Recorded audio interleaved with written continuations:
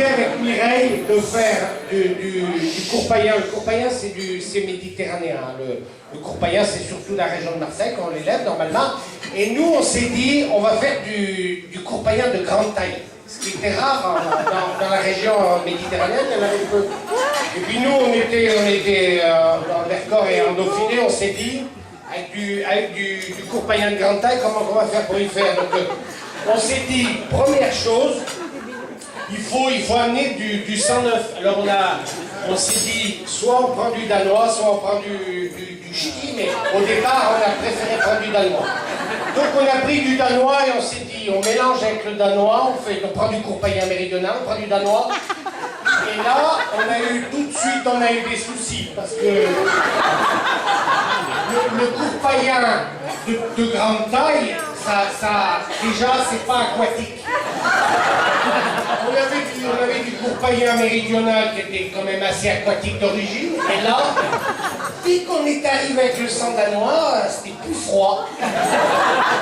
Et c'était pas aquatique, c'était plutôt lézard que poisson. Alors, on s'est dit nous-mêmes, on a réfléchi, on s'est dit on va pas y passer quand même 100 ans avec Mireille. Parce que c'est quand même un élevage qui nous coûtait cher, on faisait pas que du courpaillant, on faisait d'autres choses à côté. Alors, puis ça, et c'est quand même de grande taille le courpaillant. Alors, on s'est dit à ce moment-là, quand même, on a essayé d'y baigner dans les fjords, mais comme c'était pas aquatique, on est redescendu et là, on a eu une idée de génie. On les a mis en alpage d'été, dans le Vercors. Les idées de génie, on en a eu d'autres après, mais ça c'était la première. Alors, quand on les a mis en alpage comme ça dans le Vercors, c'était bien quoi. Et ça les a endurcis. Alors on avait 2-3 modèles, mais on en avait un qui à l'époque perdait pas encore ses cheveux, mais il s'est aguerri très vite quand même. Et puis après on s'est rendu compte très vite que bon, même si c'était endurci, il avait quand même le côté lézard méditerranéen. On s'est dit, on va quand même y mettre un peu de rigueur, on l'a mis en milieu urbain.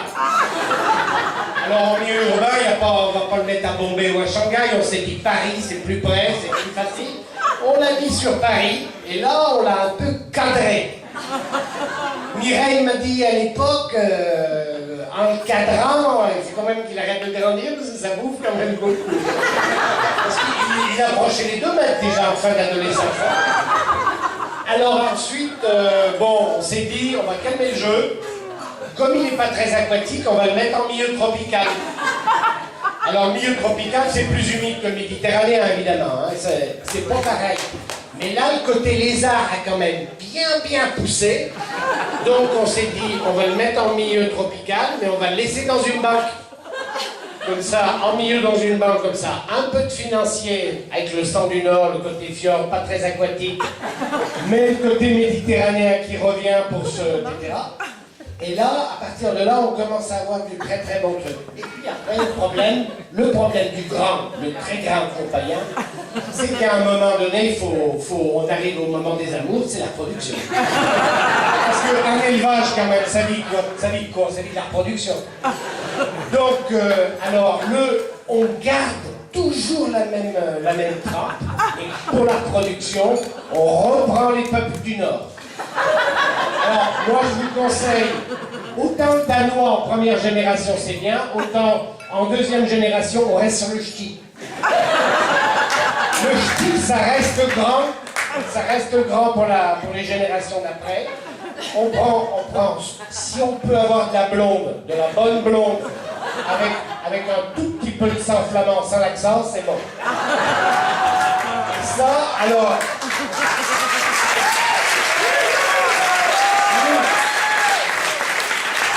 Alors, il y a deux soucis hein, sur la production. Le problème du courpaillant de grande taille, c'est qu'il se reproduit très bien la nuit, assez bien l'après-midi, mais alors pas du tout le matin. Alors là, ça veut dire que vous devez vraiment le tenir la nuit.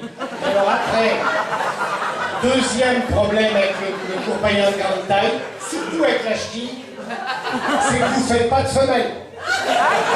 Donc derrière, il va falloir, au niveau de l'élevage, réfléchir différemment. Il n'y a plus mal. Ça fait tout du mal. Alors, ça fait du mal sans se faire du bien, en se faisant un peu de bien quand même.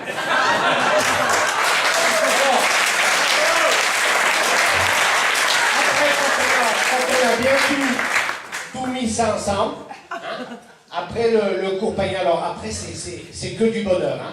Ça, alors à partir de 50 ans, c'est... Alors là, nous on en a eu plusieurs de 50 ans, c'est ce qu'il y a de mieux. Hein. Ça grossit pas beaucoup, ça reste quand même assez digne, hein, c'est bien. C'est bon, c'est un peu dépensier, c'est quand même un budget. Hein.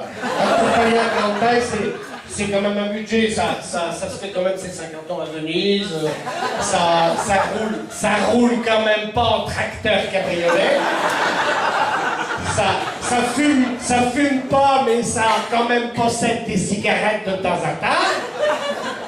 On a eu des amis. Non mais moi je vous conseille, si vous voulez adopter, vous tapoter, on a monté une petite entreprise qui s'appelle J'adopte mon compagnon de grande taille. C'est une petite affaire qui est soutenue par un fonds dont je ne peux pas citer le nom, mais qui aide les petites entreprises en pancréatique. Et moi je vous dis, même s'il a perdu des cheveux, adoptez-en un tout de suite, c'est encore possible.